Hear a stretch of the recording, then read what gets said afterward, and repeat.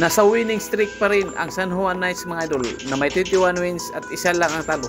Lalo pang lumakas sa pagdating ni Aldrich Ramos.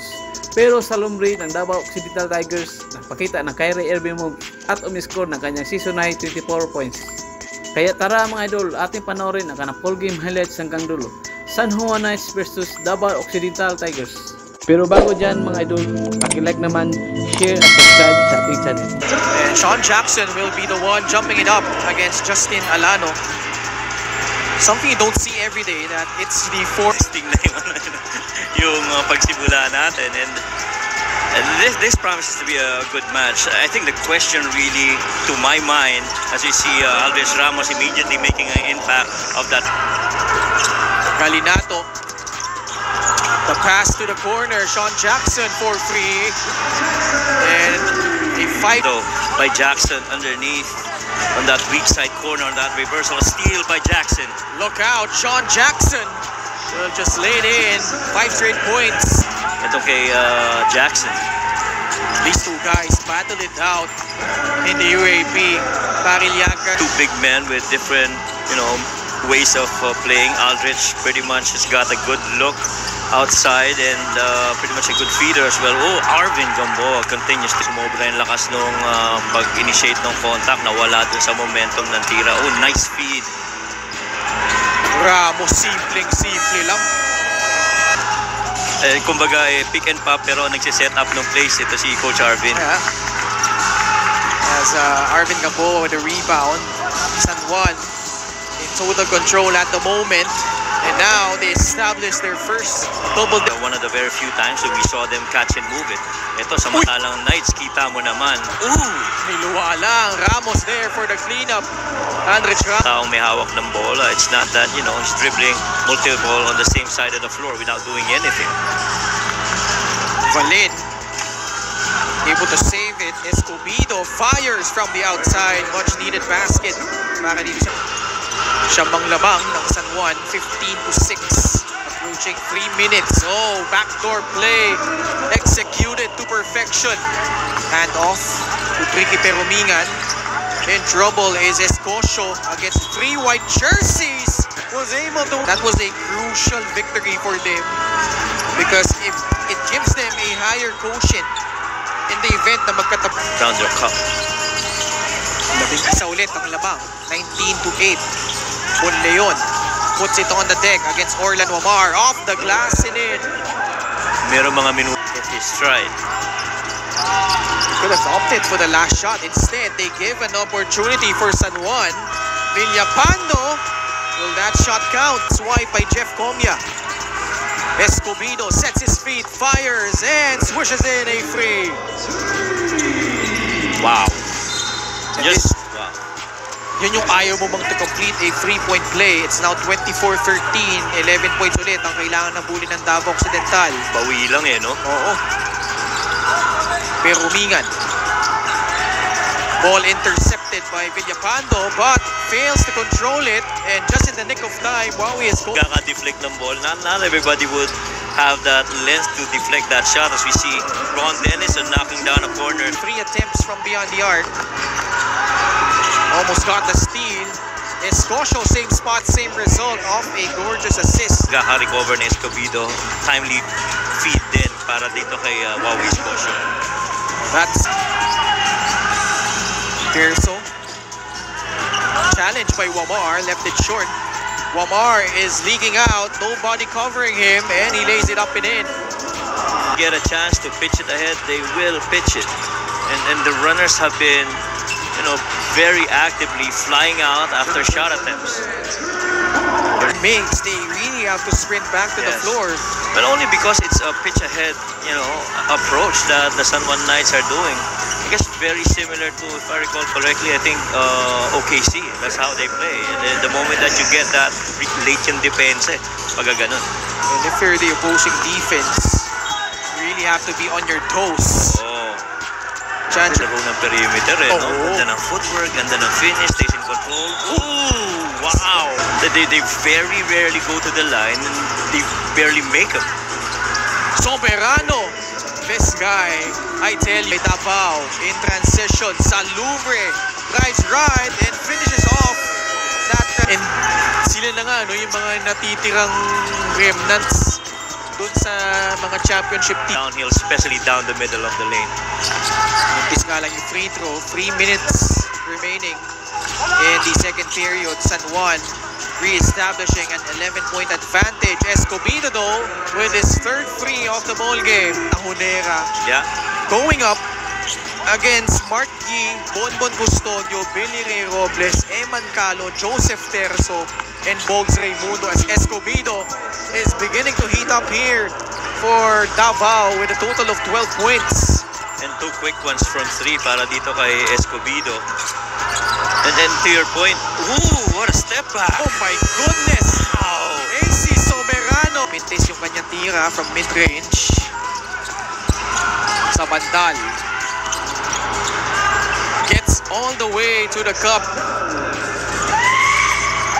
Those were 2 former Adamson Falcons going at it sa bandal and Peromingan. That's right. Had a chance of meeting sa Bandal very early in his playing days.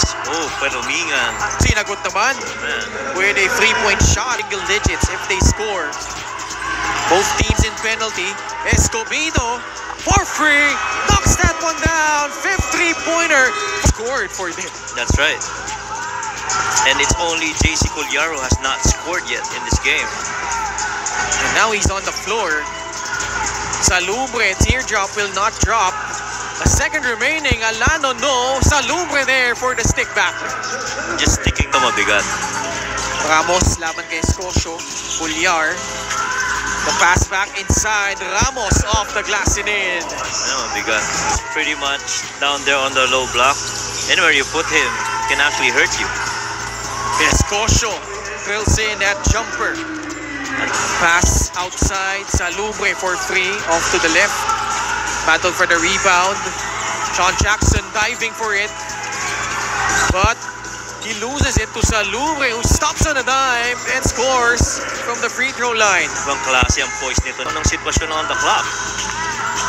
Played sparingly last season but has enjoyed more minutes under Coach Arvin Bonleon. John Galinato with a 3-point shot. On the 3, John Galinato. Comia, Pullar in front of him, but it does not matter. Jeff Shooters go to the corner. Salubre. Pinapantay ni Orlan Wamar. Salubre turns around, calmly sinks in that jumper. Bumibitera. Tours it for San Juan. Mas maganda na ang baba sa transition defense nitong Tigers ngayon. Hindi maka-pitch ahead itong San Juan. Soberano with a big-time triple.